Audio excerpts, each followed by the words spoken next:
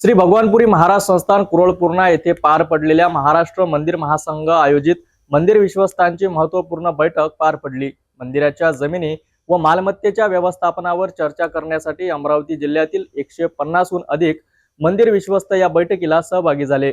मंदिर प्रशासनाबाबत प्रत्येक विश्वस्त साक्षर असणे गरजेचे आहे असा महत्त्वाचा संदेश अधिवक्ता रमणजी जयस्वाल यांनी दिला आहे।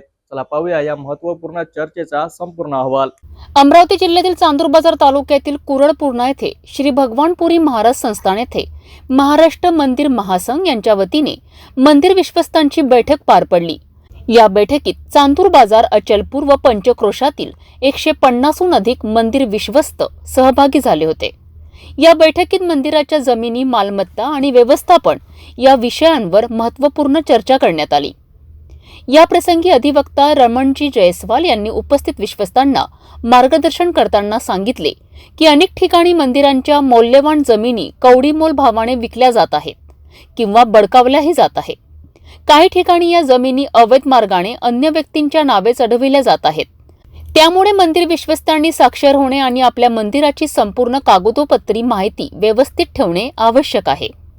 त्यांनी असेही सांगितले की धर्मदाय आयुक्त कार्यालय व महसूल विभागातून सर्व अधिकृत कागदपत्रे मिळवून त्यांच्या सत्यापित प्रती संग्रही ठेवणे आवश्यक आहे। यासोबतच दानातून मिळालेल्या जमिनींसाठी सूट प्रमाणपत्र मिळवण्याचे महत्त्व त्यांनी स्पष्ट केलेत।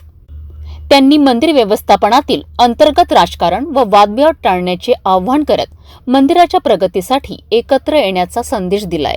मंदिर विश्वस्तांसाठी अत्यंत उपयुक्त ठरलेल्या या बैठकीत मंदिर प्रशासनाविषयी महत्त्वपूर्ण मार्गदर्शन करण्यात आले आहे। मंदिराच्या मालमत्तेचे योग्य व्यवस्थापन हे हिंदू संस्कृतीच्या जतनासाठी गरजेचे आहे, हे अधिवक्ता रमणजी जयस्वाल यांनी स्पष्ट केले।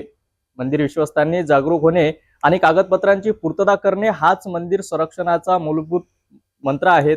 अशाच महत्त्वाच्या बातम्यांसाठी पाहत राहा सिटी न्यूज।